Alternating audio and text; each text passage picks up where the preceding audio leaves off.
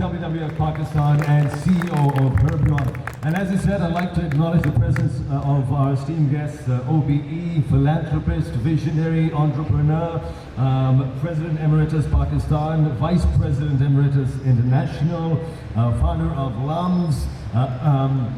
There's an interview that I read, and a question was asked of him, and his answer was to this question when asked about the visionary and the entrepreneur.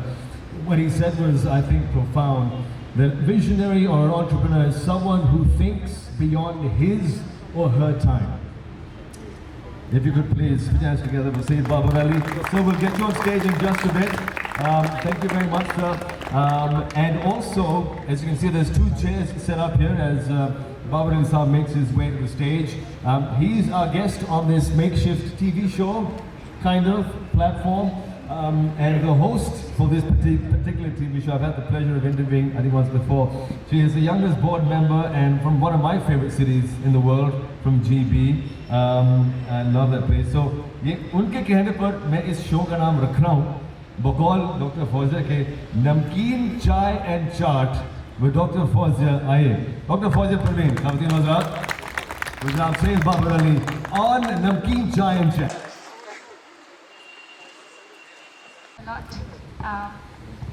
I'm honored, privileged, and this is actually just for the information of those who haven't heard our previous conversation. I had the honor of speaking with Babar sir about his engagement with WWF, particularly with respect to the book that he has written. And I still remember a lot of those answers. But I felt that that interview ended where it shouldn't have ended, that there were still a lot of questions that needed to be asked about WWF Pakistan. And I'm grateful to WWF Pakistan for giving me the opportunity to ask all those unasked questions about WWF Pakistan that I couldn't ask in the last conversation. Babar sir, of course, needs no introduction, but I have shortlisted a few words. And of course, a line that I like, which is Syed Babar Ali Saab, 96 years strong, wise, kind, a humanitarian, an entrepreneur, educationist, conservationist, and so much more. And my favorite part, very, very, very honest. And I think there are very few people who I've seen in this country who are as honest and kind as you are. And it is my honor to interview you once again. You're too generous, Fozia. We've had the pleasure of talking to you earlier on. Is the sound all right? Can you hear me? Can we check? Yes, sir. Okay. No, it's truly a pleasure to be here this evening because, as you know, WWF has been a part of my life for 50 years, as you say, and 50 years out of 97 is more than half my life. I have had the pleasure and privilege of being associated with this great organization. So thank you very much for being here this evening. Thank you so much. I think let's start from the beginning. Let us relive those days where WWF was initiated, the ideation, bringing it to Pakistan. How did it start and how did you bring it to Pakistan? Well, you know, WWF has itself gone through, the international organization has gone through quite a few changes, and you know, it was somewhere in the 60s. There were some concerned scientists like Peter Scott and Aldous Huxley and Guy Martford.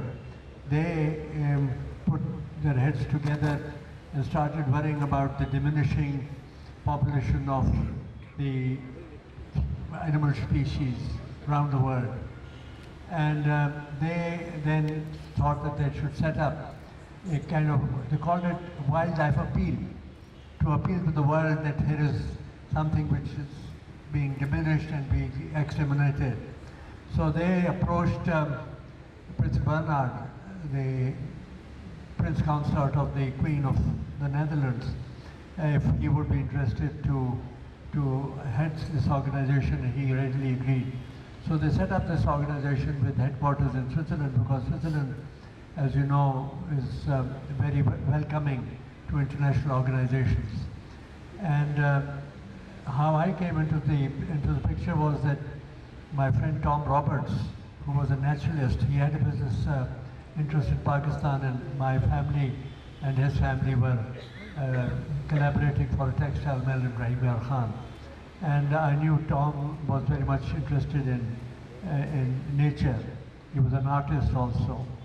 So he heard of this wildlife appeal, and there was another friend of his, Christopher Savage, who worked for one of the consulting companies for the Mangla Dam, and he was very much interested in waterfowl. So both of them felt that Pakistan needed this kind of an organization, and so they asked me. And meanwhile, we got a message that Prince Bernhard was flying from the Netherlands to Indonesia, which was part of their earlier, interest. And he was going to stop over in Karachi, and he said, he asked Tom Roberts to round up people who would be interested to meet with him, especially in regard. So we met at Karachi airport, and there were a number of people, Mr. Mumtaz Bhutto and a number of his friends who worked with him at Oxford were there, and so was I. And Prince Bernhard said that he very much wanted the people in Pakistan to be involved in it, and he thought that this group that had met him would take it forward. But as it happened, none of them followed up anything, except I was sort of given the responsibility to take it forward. So I then approached the head of the Planning Commission in Islamabad, Mr. Emma Mahmood, and asked him if he would be interested to head it, which he readily agreed to. He said, provided that I would be the secretary to run it. So this is how it was started.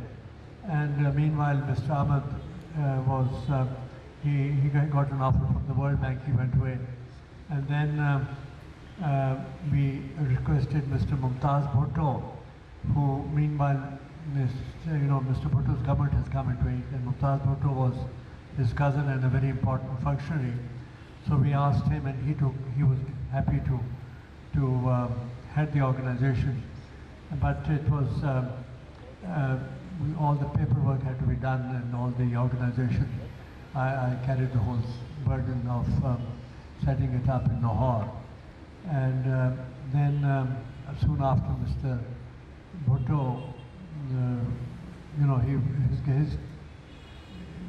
his term, when he was no longer the president, then the board asked me to take over from the vacancy that had been created, because Mr. Mumtaz Bhutto also resigned when Mr. Zulfikar Bhutto was not there. So this is how I came. Meanwhile also, I came to the notice of Prince Bernhard as somebody who was doing some work here, and he invited me to be a member of the international board. So that's how I was introduced to the organization in Switzerland. And then a few years later, Prince Bernhard stepped down, and he was replaced by the head of Shell, Mr. John Loudon. That was a sort of a stopgap affair, and then Prince Philip came in finally, and then I had the opportunity to work with Prince Philip thereafter. So this is how the whole thing. And Prince Bernhard visited Pakistan a couple of times, and then Prince Philip came on a number of visits here, and so he was quite happy to see the way the organization was being developed and how we were, taking the message to the people of different parts of the country. We took him to Balochistan, to the Chieftain thing, and then later on he went to the northern areas, as you know, all the way up to Gujarat. And so there was a general recognition in the international organization that Pakistan was, boxing above its weight. We were a small country and with limited resources, but there was a fair amount of activity here. And that was how it went. But I can tell you in the last 30 years, when Brigadier Saab came in, and later on, the successors who headed the organization, and the secretary generals who managed it, Ali Habib, and earlier it was Dawood Ghaznavi, and then Ali Habib, and then finally Hamad came in, and they did a very, very good work in building it up. And the successive presidents, I give credit to them as to where the organization today is. And see, it's not just saving the animals, it's the habitat, it's educating the people, and also to make sure that people have a stake in preserving wildlife. As you know, in your northern areas, WWF prevailed upon the government to allow trophy hunting, and the money that was being collected for trophy hunting, the government generously agreed to give 80% to the people who would be saving the animals. With the result, the population of ibex and markhor and snow leopard that lives off these animals has gone up, primarily because of the local population. They have been taking a tremendous amount of interest in preserving, because in every ibex they see $20,000, $30,000. It's not something that to be eaten by them. So it has been a very collective effort on the people of these areas, and I must give them credit. And then another thing that happened was that with the increase in the leopard and the wolf and the snow leopard population, they started raiding the goats and the other animals of these people, and WWF came forward to compensate them so that they would not kill these animals, that they would get a cash compensation for the value of the animal that was destroyed. So we have had a very good, I would say, a sympathetic response by the people who were losing those animals when they were compensated, and the credit goes to my successors in WWF that did a very good job. Brilliant. I mean, as someone who's from the Khyber village, I can testify, because my village was one of the first ones to adopt this. And at the time, I remember we used to take binoculars to look for ibexes, and now all of my uncles complain that the ibexes come and eat all their crops, which is something that's heartwarming for people like me, because we go and watch them. Well, it's a national wealth today. Exactly. Yeah. But I was looking across the timeline, and ibex conservation, of course, is close to my heart and has given me access to the ibexes. But there are so many other things that WWF has done. What is your favorite conservation project? Well, I would say the awareness, and the work that has been done by they said 300 people are working, and they are dedicated people. They are working at a fraction of the salary that you would get in the private sector. These are the people who are dedicated and are working because they love the job, and they are devoted to doing, conserving wildlife, not only wildlife, the habitat, and also in promoting and getting more people into it. And it's very heartening to see the number of women that are also involved in this. I mean, apart from you being, very much a devoted person to this cause, but in the secretariat and in the general organization, they have women who go out into the wild, and they do a lot of work in promoting it. Raising funds is another very important thing, and today, as I said, for its size, Pakistan is among the first 10 organizations of WWF around the world. There are at least, I would say, about 30 large WWF organizations in North America, South America, Asia, China, Japan, Australia, and to be among the first 10, I think is a great credit to the people who are now managing WWF, and I salute them for their devotion and for the good work that they're doing. Babar, so one question that I wanted to ask you, and I think I need to give a pretext to it as well. I once attended a presentation by a corporation where they were talking about all the activities that are carrying within the field of environment. And it was very long, and there was a long list of projects, but eventually I found out that there was a very small percentage, like I think 1% of the profit that was going towards conservation of the environment. And the way it was being projected, I think the scale was a little too big for someone like me who comes from academia and works in a resource scarce condition, and then to see that those little resources and work to be over-projected. Like for me, I was personally becoming very skeptical. You, on the other hand, have been a very generous person.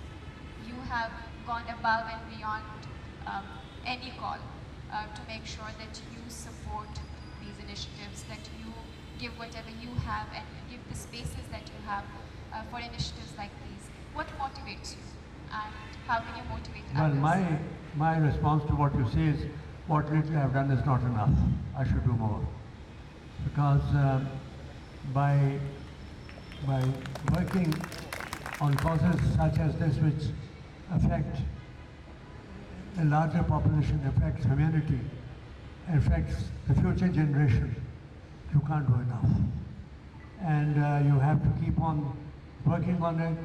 You have to have an organization at which hopefully WWF is working towards it, its sustainability, so that it can continue to work better, larger, when the present administration is not there. You know, hopefully they'll be there during the rest of life, but we all are mortals. So we have to think beyond our lives to see that our children and their children and their children continue to work for the cause, for a cause bigger than themselves. Because, as it was said by the President of WWF-Pakistan earlier on, that we are threatened on all sides, not for all that Pakistan is doing, but the rest of the world is creating so much of pollution in the world.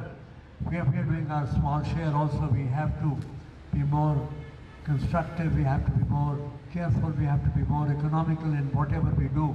We have to use less of everything, whether it's water, whether it's packaging, whether it is clothing, whatever we do, we have to be more economical. And the world has also to do it. Now you see there is a movement that some of the larger, clothing companies of the world insist that a certain percentage of the new clothes that they are marketing has part of used material on it. So there is a general push towards recycling, which is very important, so that the original material that we use is reduced. And that, I think, what we need to do is take away the waste, and also to see how we can keep on, generating recycling material, so that the virgin material is minimized. And it's an ongoing battle, and some of the larger users, I can talk about packaging material, users of the packaging, they have declared that by 2025, most of the packaging they will use can be recycled. So which is again a very important step. And these are people like Unilever and Nestle's of the world. They use hundreds of tons or thousands of tons of packaging material around the world. So there is a general, and I mean also there is a commitment by people who do the fishing, that they will only fish which is sustainable, and so that the overall fish population in the oceans is not decreased. Similarly to the forests, that there will be more trees 50 years from today than there are today. I tell you, in countries like Scandinavia, they passed a law about 100 years ago that for every tree that you cut, you have to plant 2 trees. So Scandinavia today has more trees today than they ever had before. I wish we would do the same kind of thing here. It requires a national kind of effort by having a kind of a tree growing tsunami as a slogan is not enough. It has to be practiced and implemented across the entire country. there is a certain lot of work has been done along the coast here, and I'm happy to see the effort that is being made by private sector. The Health Foundation has done a lot of work on that, and I want to applaud them for this. I think the other question, which is sort of related to it, is that perhaps the serious stakeholders are here today in the room. They're here because they care, they're here because they want to act, but we are a country of 230 million or more. And I often ask myself, no matter where we start, whether that's environmental education, awareness, would we actually be able to solve any issue Well, I in mean, a country that's... yeah, anything that you do is not enough. I mean, but it's good not to do anything. I mean, making an effort, and I know some of your members in the audience are very, very dedicated and devoted people. They give a lot of, not only money, but they give a lot of ideas. They practice themselves in conservation. And I want to salute them, and I want to applaud them for their effort. And they are also, they're working on their peers to persuade others who are not practicing this thing to do that. And as the president of WWF said earlier on, that he came with a very good idea that the banks should only give funding to industry that conform to these various efforts of conservation, of cleaning their air, cleaning the water. The water that comes out of effluent, comes out of the factory, should be as clean as the water that goes in. And that is being done not elsewhere in the world. Why can't it be done here? And I hope whoever the governments are responsible on the sewage. I mean, they have worked out that sewage, if you clean up the sewage, you can recover a lot of fertilizer from it. Many years ago, I was a delegate at the United Nations in New York, and this was in 1969. The minister, this was the first time that started talking about conservation. And the minister who was representing the Netherlands, she said, this glass of water that's lying in front of me, in Netherlands it has been consumed several times before. So they were recycling water and going back into the taps, and people were drinking it. So why can't it be done here? And so we need people who would take initiative on that, and of course the scale is so big that governments have to be persuaded to do that. And I hope WWF will take this as a major effort to see, in Lahore there's a lot of polluting the river Ravi, and we are polluting Sindh all along the flow of the river. So and we need to make sure that the oceans, we don't destroy the fish in the ocean and the other lives. So we need to keep on working it all the time. Thank you so much for your answer. I also am very inspired about your role as an educationist. And I want to now address the next question with respect to environmental education. I know WWF has been doing great work in the area, but like I said, it's a big country. And interestingly, I know you give opportunities to youth. You've tried your best to bring young people to the front. But I was recently reading a report that is being created for early childhood education. And I remember like 2, 3, 4 years ago, the discussion was about bringing young people at the heart of policy. And that particular report was saying we need to bring those kids into the heart of policy. Sure. So while the whole mindset and discourse has changed so much that you do not need to be a PhD to be at the heart of the policy, you can be a kid and decide for your future. As an educationist, what is again your vision in terms of environmental absolutely. I am a great advocate that in the curricula, even for the primary schools, you should talk about conservation. I mean, in a language that they understand. And the kids, once they pick it up, they'll fight for it because they have much greater love for nature than the grown-ups have, because they're, you know, they roll in the grass, they go into the trees, they go for picnics and all that kind of thing. Kids are, the best thing is to start there, and when they grow up, they have imbibed that religion altogether. So the curricula has to include items on conservation and to love wildlife, to love trees. You know, in India, many years ago, they started what they call the Chipko movement, and the people went and embraced trees. They wouldn't not let people to cut trees, and it was a success. It was actually the very people whose livelihood Yeah. came from that, and they knew that it was their, Yeah. like we say, mother, Yeah. that would eventually, their livelihoods depended on it. So they resisted, and it was the women actually who Yeah, had the children were involved in the Chipko movement. Children and women who took part of it. We need to do that too. Yeah, exactly. And way before any UN agencies were active, and I think my personal favorite is, now that you've mentioned Chipko movement, one of my personal favorite movement is Chipko movement, and I think it will continue to remain my favorite for a long time. Babar sir, we are in Karachi today. I've also recently moved to Karachi, and my first 2 months were Karachi is not a city, it's a country on its own, with infrastructure crumbling, with its own issues. Again, I was talking about the country, but perhaps let's scale it down and bring it to a city like Karachi. Could we make our cities better? Could we improve it? Can we stop our cities from... Yeah, I mean, I came to Karachi after 4 years today. It's because I thought this was a very important occasion to be here with you.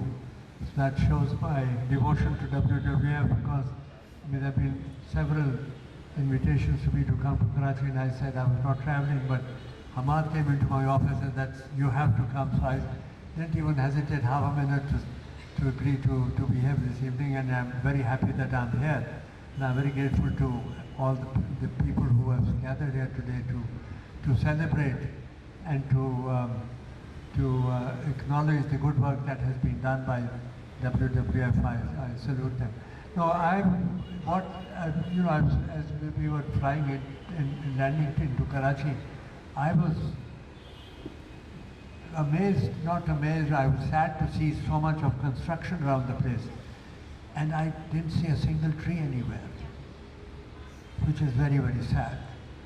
And you know, the trees are the lungs of the cities.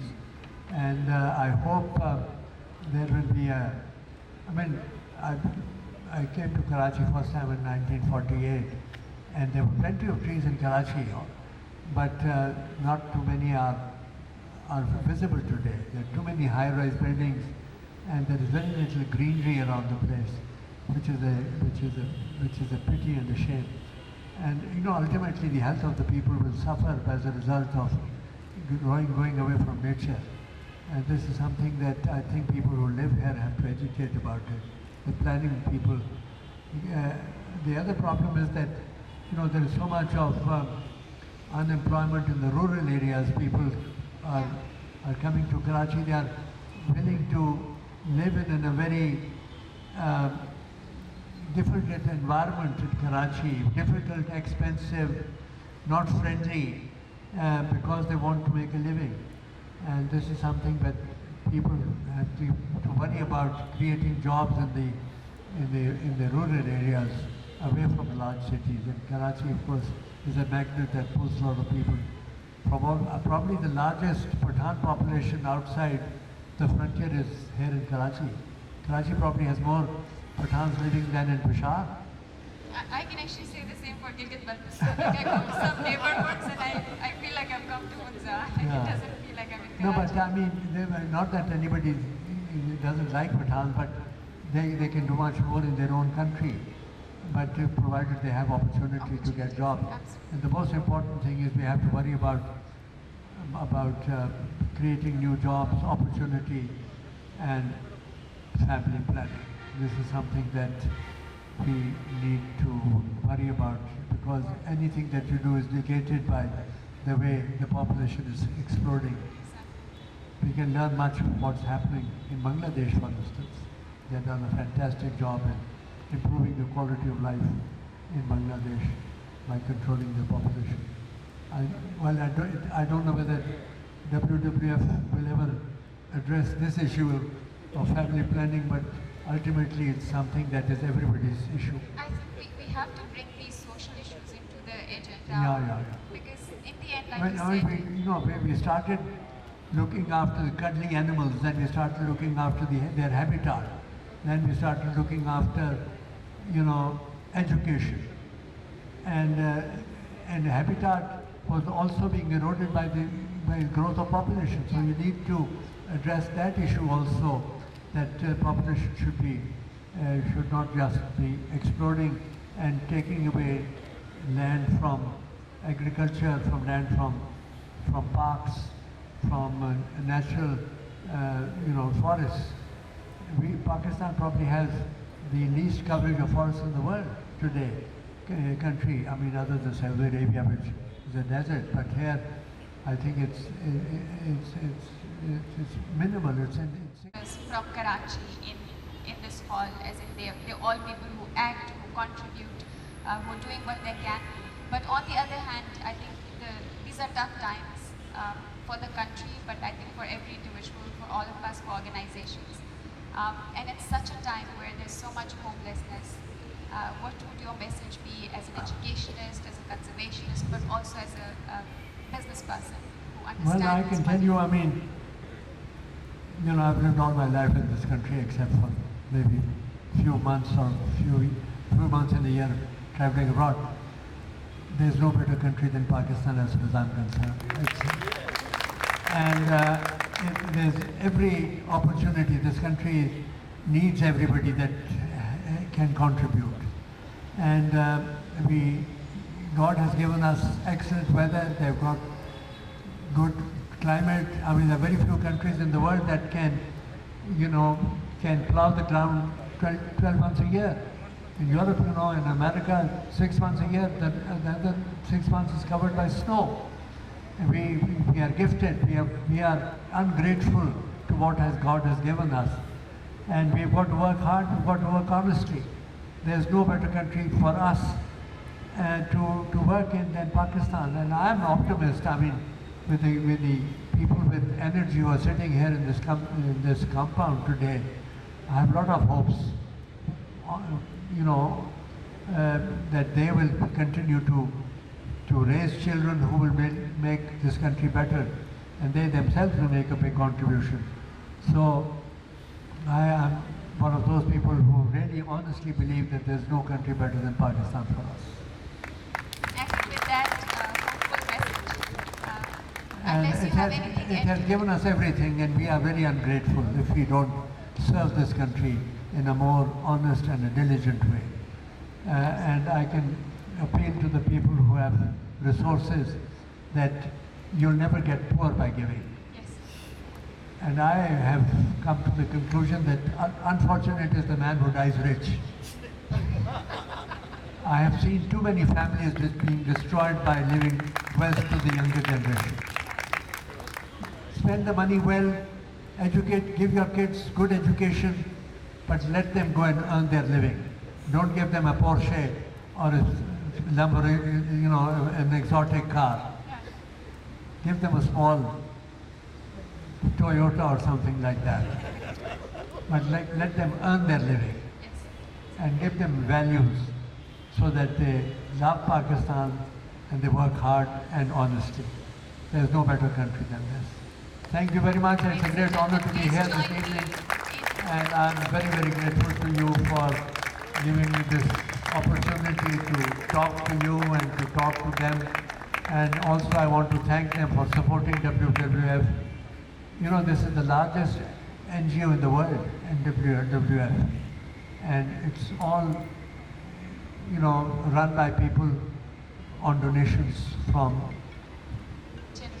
everybody, from the rich and the poor, from the children, all ages, all around the country. And Pakistan is very fortunate that I think major part of the funds that come to WWF Pakistan are coming from abroad because WWF Pakistan has demonstrated to them that the money that they give here is put to good use.